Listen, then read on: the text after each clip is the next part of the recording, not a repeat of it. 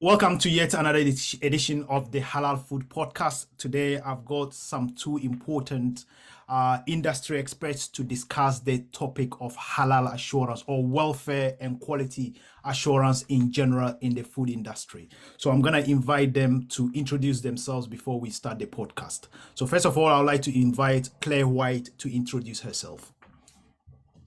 Hello, thanks, Awal. It's really good to be here. My name's Claire White. I'm a veterinarian and I am the Senior Veterinary Advisor for the National Farmers Union. So we represent 55,000 farmers across England and Wales, and 2/3 of them have livestock. And I've worked in the meat industry for nearly most of my career now and have a real professional and personal interest in halal assurance and welfare at slaughter as well. Thank you very much, Claire. I'm going to go to Rizvan. Hi, thanks, Awal, and assalamu alaikum, everyone. My name is Rizvan. I'm a Managing Director of Euro Quality Lambs. We're a family business based here in Shropshire. 30 years going, with the largest Muslim-owned lamb slaughterhouse in Europe. And I also sit on the board of AIMS, and I also have a master's in meat science. So we only run a lamb abattoir, not beef and not chickens. So. Thank you, Rizvan. That is interesting. It's good to have someone from industry, from abattoir perspective, and somebody from a farmer organization or association with us today. So I'm going to go straight to Claire White. Claire, when we talk about assurance, what is farm or quality assurance? What does it mean to the consumer? Because most of our listeners and viewers are consumers who just want to understand what assurance actually means to them. So assurance, if we take away the word farm for a second, is around assessing whether or not certain aspects of the food supply chain, so all the way through from the farm, all the way through to the retail supply or butchers, have met certain standards. And assurance is to give confidence to consumers by easily identifiable marks that the products that they are consuming have met those standards at various points.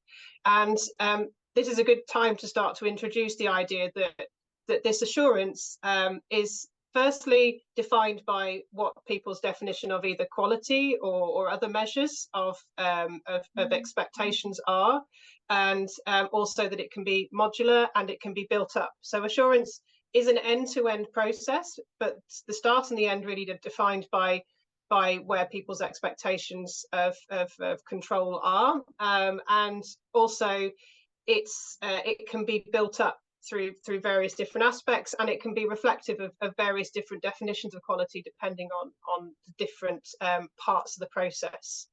So if we take it to the simplest, we talk about the concept of farm to fork. So that's from the live animal growing, being born, living on the farm, all the way through to fork. So the product that you buy, be that from a butcher or from a retail supermarket or other establishment. There are various different discrete parts usually that are reflected in assurance. They're on farm, they're during transport, they're during processing and slaughter, they're then in further processing if it's say a burger or another processed product, and then as it reaches retail in terms of how that's reflected in the information that's presented either to you at the butcher's counter or on a pack as well. So those individual parts build up to make a whole, and they create a continuous chain. And there are different organisations that do this across the UK, and you might have heard or be familiar with some of them, and less so with others. But they all measure quality, but the quality is defined by different ideas. So, for example, there is Quality Meat Scotland, who have a protected geographic origin, and they're part of their definition of quality. And the assurance that they give over it is that the animals are being born, raised and killed in Scotland. They have other aspects around the standards on farm, during transport, during processing, that contribute to that, but their specific part is around the Scottish provenance, which is interesting, and that's legally defined as well. And then there are other assurance standards such as Red Tractor. People might be familiar with the idea of Red Tractor as being one of the sort of the prevailing assurance standards that encompasses farm to fork across all farm species, but in things like chicken, for example, that's at 96%. 96% of chicken on farm are red tractor assured. And it's around between 50 and 60% for beef and lamb. So we have quite a lot of coverage. There are other standards such as organic, which also have to meet certain legal definitions that are reflecting other measures of quality and provide assurance around that. That can be around some of the processes on farm, around medical treatment and how those husbandry practices. But that also then carries forward then into how that provenance and how that assurance is then protected as those animals and those products then move through the supply chain. So we can talk then about farm assurance, and that really reflects. Do you want us to come back to the farm assurance a bit later?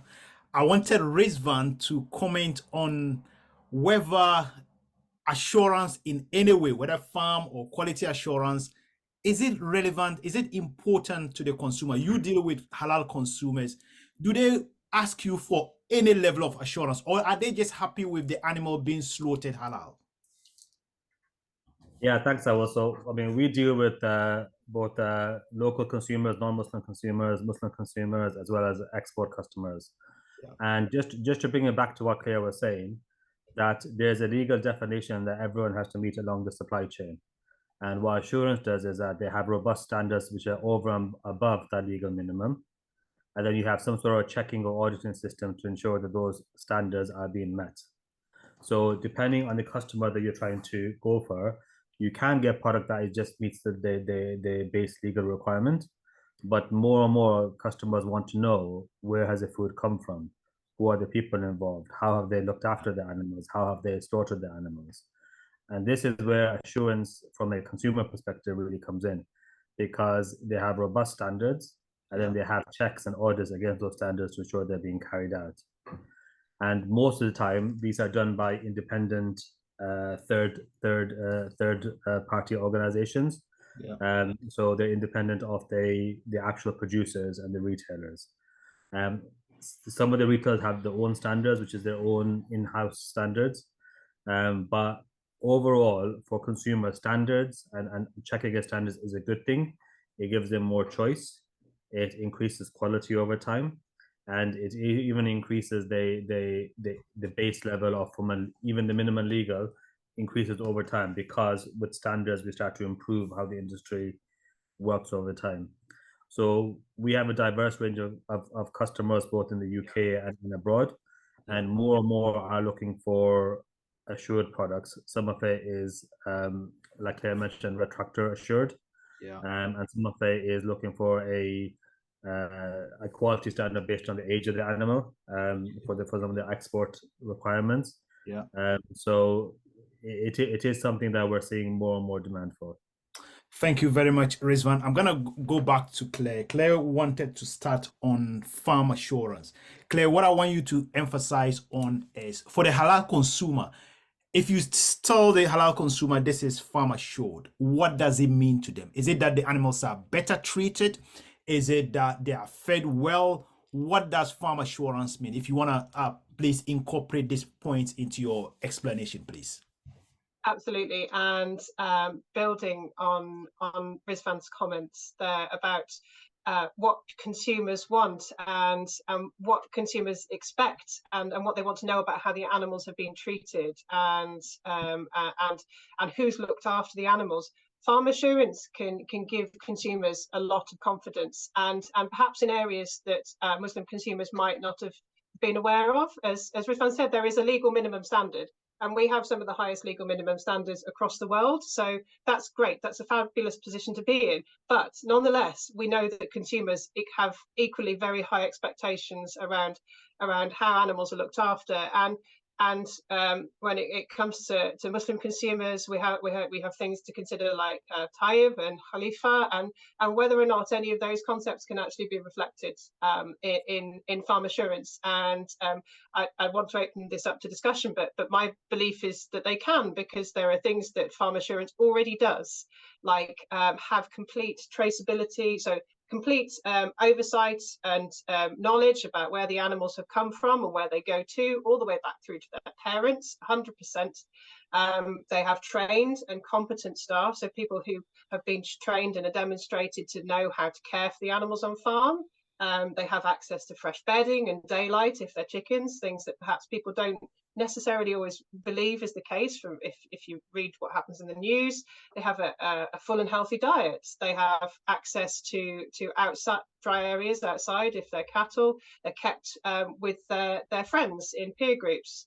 And they have really active health plans, so annually reviewed or even more frequently than that with their veterinarians to make sure those animals are healthy all the way through their lives. So we have those standards that form even the baseline of farm assurance that give ideas around those animals having had happy, healthy lives, being treated carefully.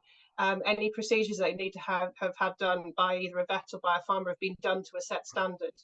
And then building on those, particularly for chicken, there are enhanced welfare standards and free range standards that go beyond even the red tractor basic standard, for example, that then add further assurances around methods of production. And we know that methods of production are really important to consumers and I think would resonate. Okay, thank you very much, Claire. You mentioned 2 points which I want Rizvan to touch on. Rizvan, Claire mentioned tayyib and khilafa. Can you explain what these terms mean and how important they are to halal meat production, please? Well, first, I'm very impressed that Claire knows about these terms, you know, and yeah, absolutely. few Muslim consumers, yeah. And it's great because the farming community is really proactive in understanding their consumers, understanding what they value, and so the whole concept of halal and tayyib is about, for Muslims, halal is a minimum requirement. If something is not halal, you know, anything below that is not of interest. But the halal, the tayyib, is something that's much more than halal. It's about how it's been produced holistically in the most excellent way, how the animal has been looked after, what it's been fed, how it's been cared for, how the animal has lived his life, how it's been slaughtered. It is a philosophy about how do you try to achieve the highest level of almost perfection, that sort of that wholesomeness, and it's what you continually try to strive for. So for Muslims, halal is a minimum, but tayyib is like an aspiration. That's how we should be living our lives. That's how we should be buying the products, etc. And the points that Claire has mentioned is, you know, very relevant because we import a lot of meat into this country. The base standards that UK work to is very, very high, and it's something that we should be proud of. And the standards that build upon that is higher still. So the standards that we have in terms of the assurance standards, they give more space to the animals. They require more regular checking of the animals to make sure that they're okay. They have regular vet visits, more than the legal minimum, which is already a sort of a strong minimum. So these things are all about trying to increase that level of care, that level of thought into how the animals are being produced, because we have a moral duty towards how we look after animals. And as consumers, we need to be able to know that farmers and everyone along the supply chain are treating animals with respect, with compassion. And consumers on their part need to know that what's gone into producing that product, because they need to be willing to pay for what has gone into produce that product. So you don't have people cutting corners. We want to always keep on trying to improve and trying to, even through what we buy, we want to be able to please the Almighty. So the whole concept of tayyib is about that, trying to go for that higher standard. We're in a great position here in the UK, particularly with lamb, which is predominantly grass fed, that we have almost a natural tayyib product to begin with. What about khilafa? She mentioned a little bit on khilafa. Yeah, khilafa, you know, you've been very written a lot about this, so you could talk a lot more than each of us. It's the whole concept of stewardship, you know, that God has given mankind a certain status, and he is responsible for looking after the animals, the environment, everything under his care. And he will be asked about that. He'll be asked about what God has given to him. And so it is our duty to make sure that we leave the world in a better place than what we find it, inshallah, for our children, for our grandchildren. and taking that responsibility of the Khilafat, the stewardship, very seriously. So this comes back to understanding the earth, making sure that it's in balance. We don't over farm it. We stock animals responsibly. We understand animal behavior, and we try to do everything to optimize what we want to produce for the market by ensuring that we're doing what's right for the land in terms of the soils, in terms of the animals roaming on it. So it's a holistic um, holistic view of how we should be responsible for the supply chain. Okay, thank you very much, Rizvan. Claire, when you mentioned Hilafa and Tayyip, Rizvan is very pleased that you work with farmers and you know this concept. Now, I also I interact with farmers, and I have a feeling most farmers still do not appreciate how important animal welfare, how important environmental sustainability is to the Muslim consumer. How do you think we can, as stakeholders, you and I, Rizvan, how do we communicate this to the farmer to realize that, look, Halal actually holds animal welfare in high regard. Halal holds environmental sustainability in high regard, so that they will know that whatever they are doing, we appreciate what they're doing. How do we communicate that to farmers? It's a really interesting question. And before I come to that, I will just build on the final comments that you and Rizvan made around continually striving to attain for the best. And one of the great things about assurance standards, and now we're talking about farm assurance, is that those standards continually evolve. They're on a 3 to 5 year cycle, continually evolving to reflect the changing priorities and moving forwards with things like environmental priorities and animal welfare priorities as well. So the farm assurance standards have never been static and continue to evolve and to move further towards leaving the world in a better place, as Rizvan, you said, for our children. So I think that's really powerful as well. So the continual process of refinement and moving the standards forwards and evolving is really powerful, and personally I feel a really good thing.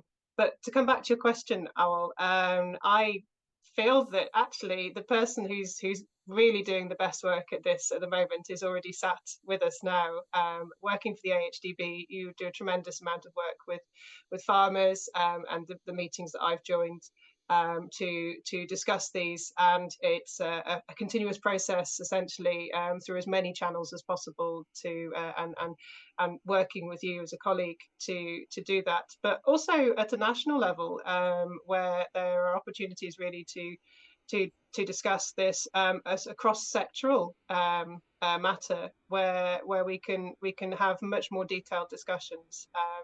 And as something that's continually evolving for Muslims, it's continually evolving for the farming sector too. And it shouldn't just be a single point conversation. It should be an enduring and lasting collaboration.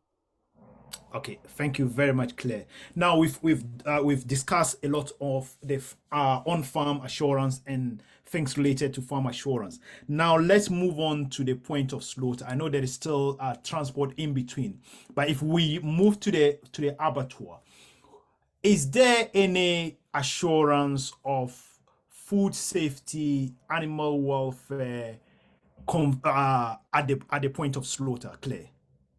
Yes. So as we've been discussing, this assurance is like almost like blockchain. It builds up, and there are the legal standards that underpin operations at a slaughter level. So they exist sort of in sort of two spheres, but they're joined up mostly is around the procedures and practices at slaughter that relate mostly to welfare and how that needs to be done to a legal minimum standard. And then also the requirements for food safety to achieve a standard of food safety that's acceptable, that protects consumers. And as we've been saying all the way through, in the UK, we have some of the highest levels of food safety and food security in the UK, in terms of having confidence that we can buy safe food whenever we want to, and also that we've got high standards of animal welfare at slaughter too. So those are legal minimum standards, but again, assurance standards, be that Red Tractor or whatever else, they build upon that at the level of processing and provide further standards that build upon that. That either focus on food safety, also food quality, which is a concept that we can introduce now around whether or not the actual meat that's being produced is meeting the required specification of the customer and then the consumer as well. So that kind of idea of quality starts to come in quite a lot more when we reach the point of slaughter. So we have the modular standards for assurance that relate to slaughter, that focus on those three concepts, and then they move again onwards into the rest of the supply chain. Okay, thank you very much, Claire. So Rizvan, you operate a halal abattoir, and you are a Muslim family in charge of the abattoir. Apart from ensuring or assuring welfare, quality, safety, and all that, how do you communicate the halal status of your products to the consumer? As a Muslim, do you just write a letter, or do you just stamp it by yourself and say this product is halal? Or how do you go about assuring halal consumers that the product is actually halal?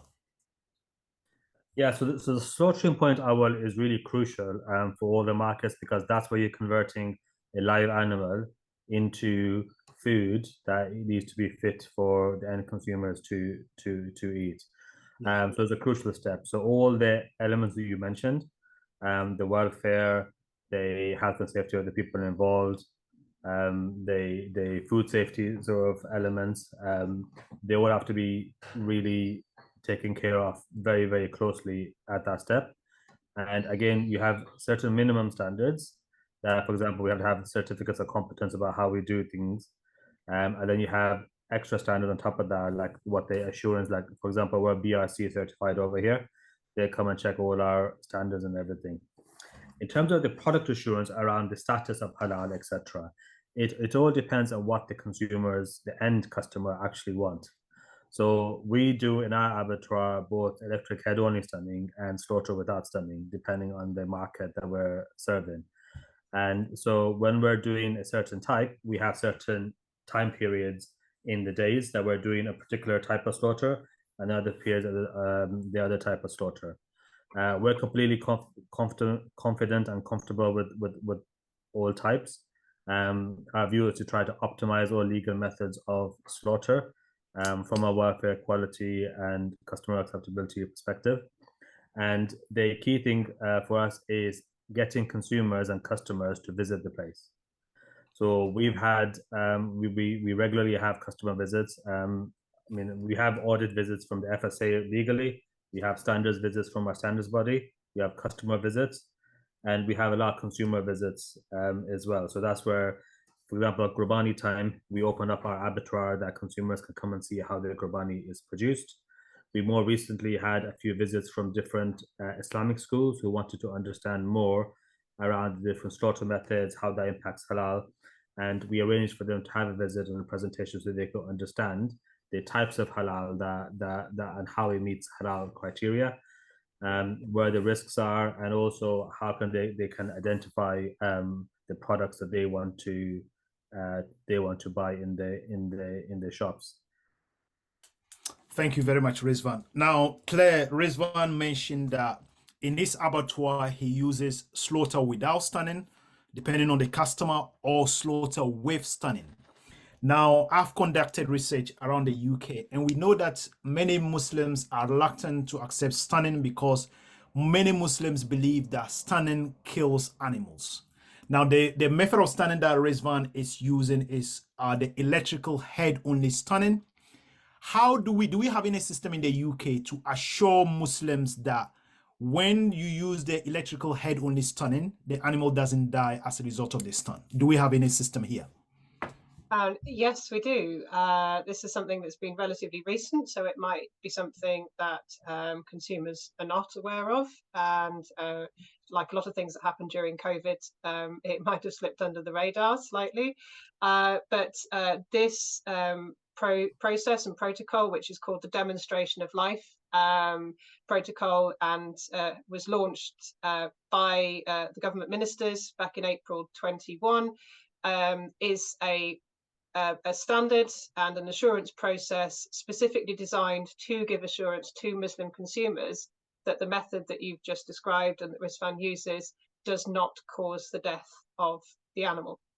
And the way in which it does that is allows the Halal certification body that's working in partnership with the slaughterhouse and a government vet from the Food Standards Agency, supported by the abattoir operator themselves, to observe the sheep, and it's only available for sheep and goats at this point in time, to observe signs of life in those animals using a set of defined parameters that are controllable and can be demonstrated to be under control at all times, and then demonstrate that those animals are alive at the point of stunning and then at the point of slaughter, meeting the requirements for the animal to be alive at the point of slaughter.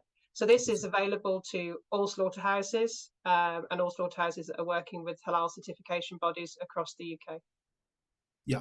So Rizvan, then I come back to you. Do you think such a system is good for the consumer? Do you think consumers will be assured if we can demonstrate to them that stunning, the method of stunning you are using, head-only electrical stunning, is one that doesn't kill? Do you think it will sort of allay some fears in some consumers who are still, well, who may consume stun product but not sure whether it kills or not?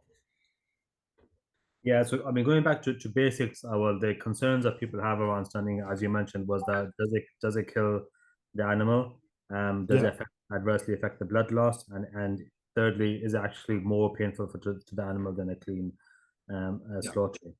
By far, the biggest issue is, does it kill the animal? And this system has been inspired by the New Zealand system, where as part of their regular halal audits, they had from the Middle East inspectors that came over, and then they were stunning the animals and allowing them to recover as part of that audit process. And the ministers here recognize that this Muslim market, particularly in the sheep sector, for the sheep sector, is a very important market. And they have to develop this tool, the demonstration of life tool, which is a great step in the right direction in terms of assuring customers. And what that does is that it allows you to stun the animal and then to show up until I think it's two rhythmic breathing steps to sort of show that the life is still there into the animal. Due to legal reasons, it couldn't go as far as the New Zealand one has gone, but is most definitely a step in the right direction, because we used to have questions all the time that, well, if it's okay and there's a killer animal, why can't you show it? And we were like, well, legally we're not allowed to show it, because when an animal recovers from the stunning, so during that stunning process, it will when it becomes unconscious, but then as it recovers from that, that process of dizziness, of spells, etc., is likely to be aversive to the animal. So you don't want the animal to be recovering from it. The other point I just want to make is that not all stun methods are compatible with halal. So we do have to be careful about which stun methods that we are talking about. And sometimes, even when we talk in the sector, we talk about stunning, and we know because the species we're talking about, which method we're talking about. But the average consumer is just hearing the same method. So when there are issues in stunning, for example, if captive bow stunning were to kill the animal, if electric head water bath stunning were to kill the animal, those ones, there are more risks involved with them, and so there's different factors to control for those ones. So we have to educate consumers: what are the stun methods? What are the risks involved in terms of contravening the halal criteria? And then ultimately is their choice as to are they satisfied or are they not. Most consumers, most scholars that we've engaged with and we've shown them the process openly and honestly, they don't have an issue. They don't have an issue with that. But ultimately, we believe in being open and transparent, and it's for consumers to understand everything and then to make an informed decision. decision. Yeah. Thank you very much, Rizvan. I'm just gonna go to, well, I'll stay with you on this question. So we've just talked about stand assurance, how people or consumers can be assured that at least the stand doesn't kill, or some stand methods do not kill. What about non-stand? Is there any assurance systems presently for non-stand? If no, do you think there's the need for consumers to be able to pick a product and say, oh, this is non-stand, it's been assured by X organization that the product is non-stand? Yeah, it's a great question. And like we mentioned before, assurance standards build upon the legal minimums that already exist. And at the moment, the bodies that do halal certifiers that do certify against non-stand halal, they don't have higher standards than the legal minimum. They're just ensuring that the legal minimum of the non-stand slaughter has been met. I am an advocate that we should actually be increasing those standards in terms of objectively testing the knives, in terms of sort of checking more often the legal requirement to ensure that the animals, the amount of, if you like, the ideal is to do a swift motion across the neck, but sometimes you might do a bit more of a seesaw, and it's about how do you minimize those from happening, because ultimately with every slaughter method there are risks, and you want to try to reduce the incidence of those happening. So I do believe there's an opportunity for even non-stand slaughter to have better standards, better assurance over and above the legal minimums that currently exist. And I think that we're, as a community, we're getting to this point now because there are more and more consumers asking about tayyib elements, the khalifa elements, and this would be that it would be something higher than the base level. And it's about how do you ensure that you're continually improving over and beyond just that base level. Yeah. So Claire, I'm coming to you on this question. You mentioned Red Tractor, you mentioned QMS and all that. Do any of them cover non-stand slaughter? If not, do you think it is better for the certifiers to handle that bit of assurance? Okay, so no, none of the assurance bodies that we've talked about that operate on sort of the farm to fork approach certify non-stand. And I suppose my thought was that if that was the case, there wouldn't be a place necessarily, or that position and role for halal certification bodies that I feel is really, really important. Not just from the fact that it's somebody of the faith certifying around the standards, the most detailed and complex understandings of the halal standards will come from those certification bodies. So I do feel that standards for halal slaughter, stun, non-stun, and those aspects around processing are really important to be owned and maintained by halal certification bodies. And we see elsewhere in the world examples of how that works really well. And I suppose my thoughts are that the processes aren't mutually exclusive. It doesn't, the bits that are covered by halal certification bodies can join up with the processes before without having to necessarily cover them. And there's sort of a term called earned recognition, essentially, where other systems cover aspects that you're interested in, and then you pick up those bits and then deal with other aspects that they don't cover. And I think that's probably an important thing to reflect. And I think fundamentally that's probably best how we can serve our domestic and our international customers as well. So I'm going to come back to Rizvan. Rizvan, in terms of you, I know you've already commented on non-stand assurance. Do you have anything to add in terms of what sort of assurance can be given to the consumer that the product they are consuming, if they are looking for non-stand, it meets all the requirements of non-stand slaughter? Yeah, so Claire made the good point there that you don't have to always reinvent the wheel. So what happens is that when some of the halal certifiers come in, if there are certain questions they have around cleanliness, etc., if, for example, we have a BRC standard already there or a red tractor in place, etc., they don't need to go into those elements. So they then don't have to do as many checks. So these things should all be about bolting on to existing assurance methods. And yes, if you come across something that contravenes it, that's by exception, as opposed to going out and checking each individual standard again. So there is, and exactly how Claire said, that from a halal certification perspective, you can have a halal certifier and a BRC audit at the same time. So two auditors there exactly the same time. But you do need because what we call halal certification from a Muslim perspective is what we call a shahada.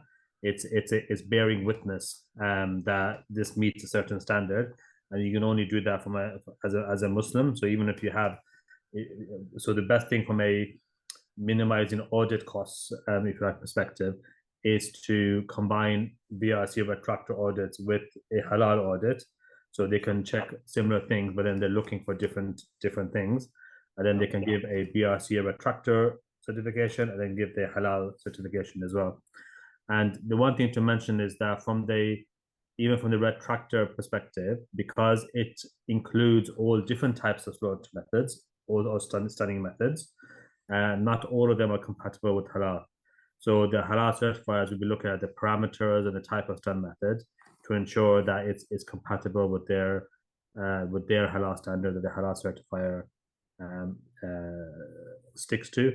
Similarly, a non-stun certifier could, I'm not aware of anyone that's doing it at the moment, but they could create their own standard to say that we want a red tractor assured or farm assured animal with a higher non-stun standard, with the BRC factory to come to some sort of higher assured product at the end of it, some sort of their own trademark.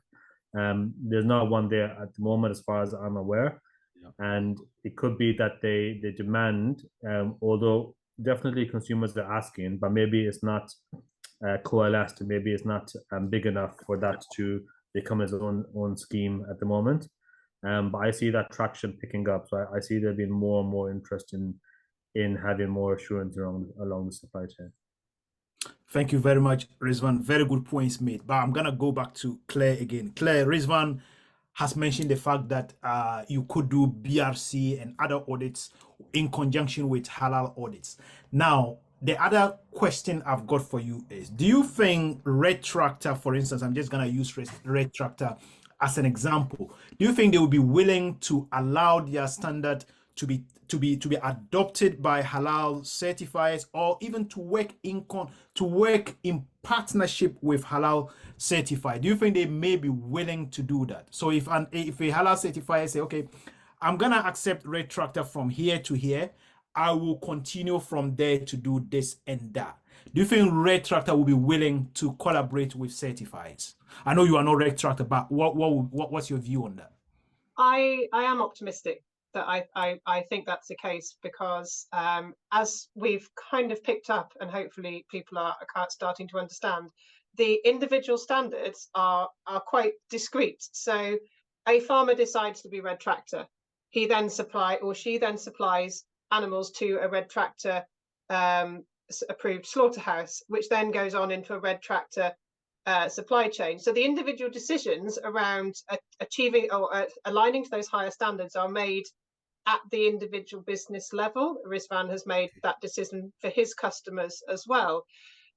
So Red Tractor essentially is the overarching system, but the individual decisions and then the processes are around compliance and standards are based at an individual premises or business level. So almost you've got this kind of interface then between a farmer who says, I want to supply my lambs to this slaughterhouse, and they come with this kind of package of information around and assurances around what's been done. And that is conferring value, whether that's an economic value or an ethical value to them. That is good for Red Tractor. And while there are places where it's unlikely that the Red Tractor are going to be aligned on methods of slaughter, but as I've already mentioned, that really sits in the domain and the province and the expertise of the halal certification bodies. There is a lot of value that they can add to the chains at the beginning. So when I say I'm optimistic, I say I'm optimistic because they support the demonstration of life. And increasingly our conversations are around what do we have in common, not what do we have that divides us. And we can't please everybody, and we certainly can't do that straight away. But I feel personally through conversations and even just the kind of the granular nature of how what the standards mean and then what that confers in terms of the animals and how that kind of value is transferred through the chain and then gives rise to that assurance of quality, and in this case halal, is sort of all tied up in that, and they are inextricably linked but are also quite separate decisions. So the answer is yes, and I think that we get there through more conversation. Thank you very much. Just adding to that, the whole point of these assurance standards is to give assurance to the end consumers who they're going to. There is far more discussions between the various bodies and the halal bodies now than there has been in the past. So there's a lot more understanding of each other's positions. And we have to be minded that the vast majority of the population who isn't Muslim or a Jew, they want a pre-done product. And so from a consumer marketing perspective, having a logo like Red Tractor that has a non-done element on there would miss the mark in terms of the main target market that they're actually targeting. There can be a subset of that, which is the halal compatible stun methods that could be aligned with the Red Tractor, for example, as a bolt-on with working with some halal certifying bodies. And similarly for the consumers, and this works both for the non-Muslim consumers as well as the Muslim consumers, because people want to know what they're buying. So if they know that it's a Red Tractor, they know it's a pre-done product. If it has a halal certification on there as well, then they'll know it's a pre-done halal product. If you have then a non-stun certifier who then bolts onto halal and creates their own logo, then that then gives the non-stun consumers a choice as to this is the higher level of a non-stun product. And the industry is, I would say, maturing, or the marketplace is maturing. People are more aware of the different standards and the differences, and because of that, there's more better alignment as well. Like Claire said, there's a lot more alignment on the common things now than there ever used to be, and it's about trying to progress those discussions to sort of see where can we be more aligned, and where the markets are very different, and you just have different marks that will serve those very different markets for where the alignment is in there. Thank you very much, Rizvan. My last question to both of you. Sorry, to interrupt. Can I just come back on that as a non-faith example? Retailers, as Rizvan has mentioned, retailers work quite closely with Red Tractor, but not all retailers put the Red Tractor mark on their products, but they still have that expectation that those standards have been met. So, or other assurance bodies are available as well, but there's the concept of expecting the standards because it confers things that are important to them as to then provide to their consumers, to build into then their own expectations, which could translate to halal in the same way, is there. So I think it's something that we can build on. Sorry for interrupting. No problem at all. Thank you very much, Claire. So my last question to both of you is, we know the UK is a major producer of meat, particularly sheep meat. And we serve customers, halal customers in Europe, in the Middle East, and also in Africa. What can we do, or what can we learn from other countries? I'm not saying the UK hasn't. The UK has got a good system for assuring halal, but what can we learn? As humans, there's always something to learn, to improve. What can we learn from the likes of New Zealand in terms of improving some of our standardization, some of our interaction with halal consumers? And the other question which I want you to start with is, New Zealand has got government involvement in their halal meat production. Do you think the UK government has got an appetite? I'll come to Claire first. And I am optimistic again. I am generally an optimistic person, but I am optimistic with good cause that I feel that's the case. They have already supported the demonstration of life. And they now we find ourselves in a position as a country negotiating new trade deals and consultations on the GCC. Trade deals happened not that long ago. We are in a position where all aspects of government really that relate to food production and trade are much more aware of halal standards. Now that might be because of trade and our international customers or an international market, but we take the wins where we find them. And as Rizvan has said, there is much more dialogue than there has been, and that's happening across government, not just in things relation to food. So are they minded to support? Yes, they are. Are they in a position to replicate the systems that we're probably going to discuss in relation to New Zealand immediately? Perhaps it will take time for that to happen, but I do know that they understand the importance and the needs of Muslim consumers more so now than they have done. And I feel personally from the conversations that I have with the government officials that they understand the importance of it, and it's not likely to be a situation that's going to be eroded to any degree for our domestic consumers either. And how do we help move that change? How do we help that change happen? It's through the continued dialogue and communicating what those needs are, and how the needs can be supported through systems that either already exist or that can be augmented.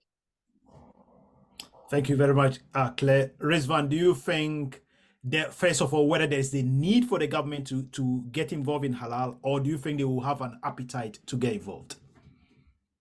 Yeah, I mean, New Zealand is interesting because 95+% of their land is exported around the world, and it's their lifeblood, and so they wanted to make sure at the government level that they were giving their customers from around the world the assurance that it met the halal criteria. So it was very much market led at New Zealand, and because of that, they gave it the importance at the government level. Now, in the UK, traditionally, the government has had a policy of not getting involved in religion. And religion is obviously a very personal thing. But there is things that we can do to make it better here for the Muslim consumer. Because at the moment, there's no legal definition of halal in the UK. So if anyone sticks halal on the label, it could just mean anything, unless they're violating a trademark, the halal trademark. They can be taken to court for misrepresentation. But if they're just sticking halal on it and then they just say, well, I saw it being slaughtered this way, etc., there's no defense for the consumer. I would like to see similar to a Canada model being adopted, which is that in Canada, the government have basically said that if you're going to declare something halal, then it needs to be accompanied by a halal certifying body's mark. Okay. And then what they regulate is that the halal certifiers on a list. So as long as there's one of those certifiers on the list, the company can claim the product halal. They won't regulate what standards those people on the list have or how they do it, but they'll just maintain that list so that at least from a descriptor perspective, consumers will know that if it's halal, what certifying body has checked it as being halal, and then consumers can find out what's that certifying body's standard. I think that's a very good way of going about it. It enables a regulatory framework to give consumers confidence without interfering as to what actually halal means, because that will be for the halal certifier to determine their standards and how they position themselves in the halal market. And you also have collaborations like the Halal Food Information Center that has been created the last year or so, which is about trying to bring about a level of consistency and a voice to the halal community to try to bring through some of the campaigns. And this is one of the campaigns to sort of say that self-declarations might have worked well in the past, but as the market's becoming bigger and there's more trade happening, there needs to be better control to stop the abuse of halal. So one way is to lobby through the Halal Food Information Center or through your own MPs to say that halal be protected in something similar to Canada. That's what I would like to see. Okay, Claire, if you were given an opportunity to introduce one system that can be adopted from either New Zealand or from any part of the world, what system would it be? If, for instance, if we go to New Zealand, what sort of thing that they are doing uniquely that you would adopt in the UK? That's a really good question. And I think actually listening to Rizvan speak and talking about things like the Halal Food Information Service, I suppose that actually we start to realise more, but we still have a way to go. That we are moving in the direction of having things that represent something similar to the New Zealand system. So to just give a bit of an overview of what that is, New Zealand have a guidance text that is linked to their national legislation, but it is very easily amendable to reflect changing expectations and standards for halal production. It sets almost a baseline minimum standard for that, and touches a bit on meat quality and assurance of the standards of those products for consumers. But it incorporates things like the demonstration of life in a slightly different form. It incorporates things like the Halal Standards Forum as well, which is a national forum to get together stakeholders from the Muslim community, from export markets, from the halal certification bodies that are approved under their system to provide the certification around the halal notice, and also government officials and meat industry representatives too, and trade representatives. So, but we're starting to get to a position of having actions like that in the UK with the Halal Food Information Service. We have the demonstration of life. What would I like to see? I suppose it's having something between what Rizvan suggests in terms of the Canada example of having a legal definition or a legal expectation, a minimum standard around halal, and then some kind of confidence in a framework, a minimum standard of a quality assurance framework. I think that's perhaps what we could do better here in the UK. It doesn't have to be government mandated necessarily. There are international standards for quality assurance frameworks, ISO 9001 2015.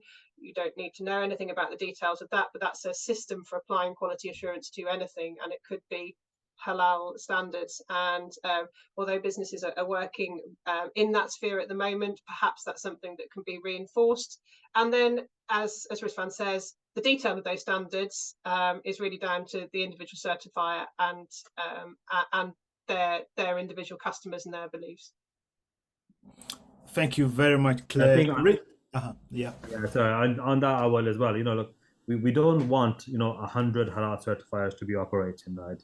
Because what we want to try to do to consumers is we want to give them choice, we want to give them confidence, and we want to give them the lowest cost that we can have the highest quality to them. Now, the more standards you have that are duplicating each other, the more you raise the costs in the system. So exactly like Claire said, you want to have some sort of base level that everyone does the same. And then you might have those few bits that people differentiate on for different markets. And the less you can make that, the easier it is for producers, because then they're having to change the systems less to be able to accommodate for different markets, which ultimately means that they can make the product cheaper for the end consumers. So choice is good. Too much choice is bad, because you don't get the volumes of the economies of scale. So it's about establishing with the market what are the key things that consumers want, and then kind of prioritizing those 2 or 3 things, and then trying to produce high quality product, moving in a tayyib fashion to then serve those market segments. Thank you very much, Rizvan. So my last question to both of you, because before I come for your final thoughts, is Rizvan, you mentioned halal certification and you say we don't need 100 certifiers in the UK. At the minute, halal certifiers are not regulated. all the certifiers, none of them is regulated. They just all, and I keep saying all you need to become a certifier is a computer and a printer, which is not good. That doesn't really speak well of any system of assurance.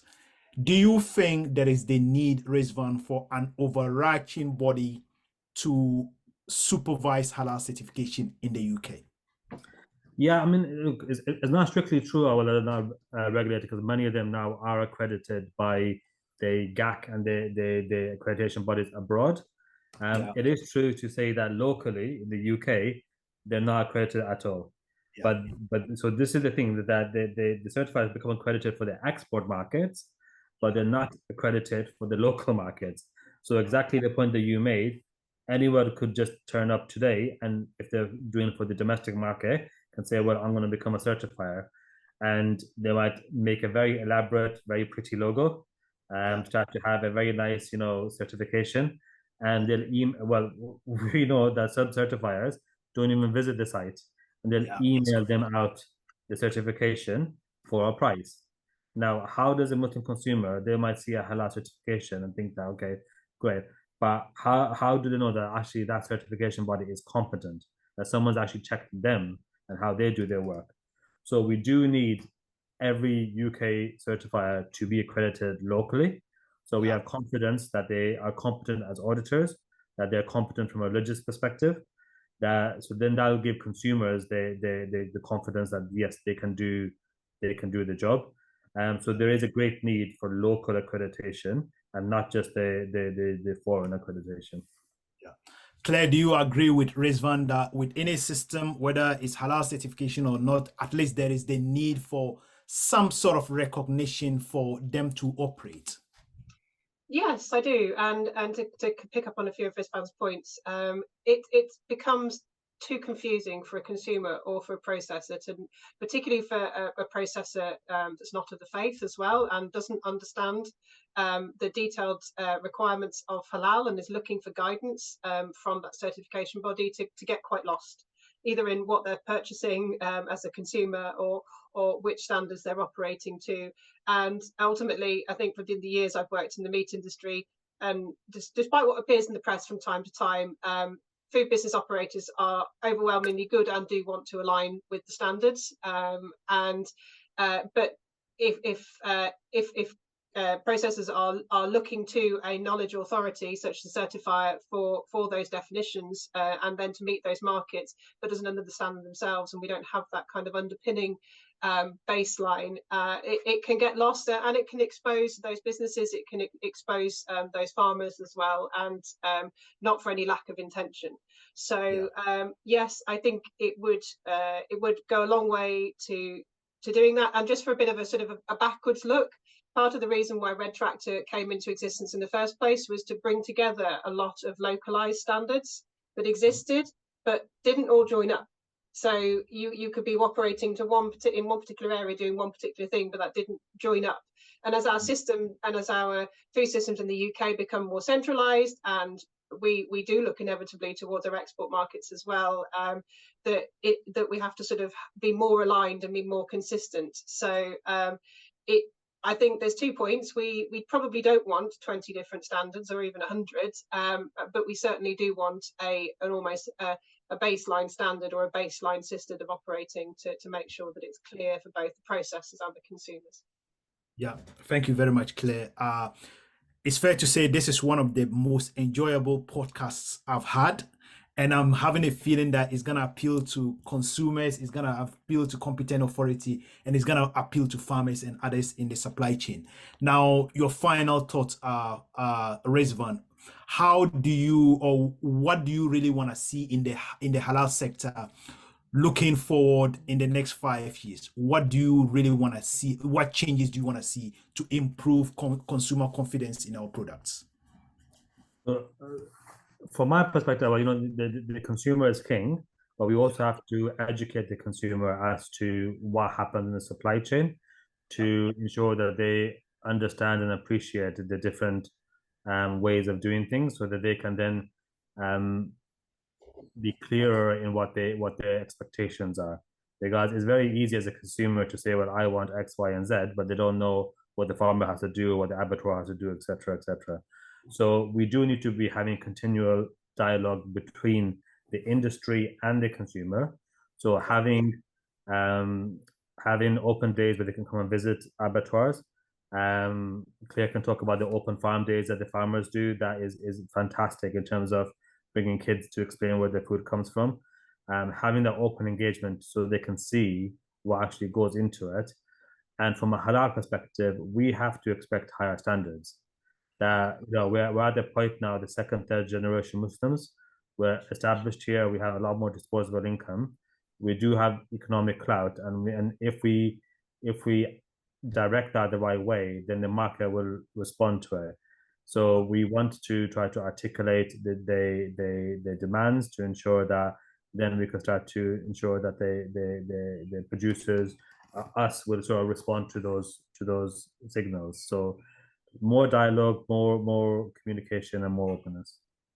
Thank you very much, Rizvan. Education is always something I think we have to do, because the consumer needs to know what is going on, even on slaughter methods. They need to understand the difference before they can make an informed purchasing decision. Claire, your final thoughts. Well, I'm going to sound a bit boring. I can only be enthusiastic about the flowering of, as I might think of it, of that communication and openness and collaboration, recognizing, as I said before in this session, that there's more that joins us than divides us, and that consumer standards are continually evolving, but they're generally actually, whether you're a faith consumer or a non-faith consumer, there are very similar thoughts around sustainability and provenance and things like that. So there are just great opportunities, and to join up on some of the things that are already happening and are continually evolving on farm and in the processing sector. It's really exciting. I mean, I get excited now because part of the reason why I do what I do is that I want every consumer to be happy with what they saw. They might not want to know how the process exists. They might not have time, but if they had the time and they went to go and see it, I'd like them to be happy with what they saw. And I think we've got such a strong ability to be able to do that. It's just about having as many opportunities as possible. And to pick up on sort of the points around educating school children, there are even charities now that organise farm visits to go to farms around the UK.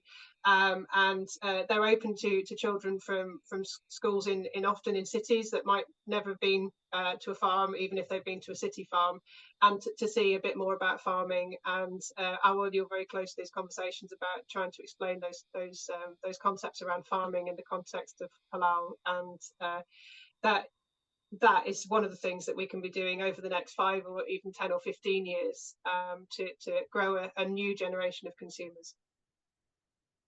Thank you very much, both, and thanks for appearing on this podcast. I hope to invite you to future podcasts. Thank you very much. Thank you. Thanks, Al.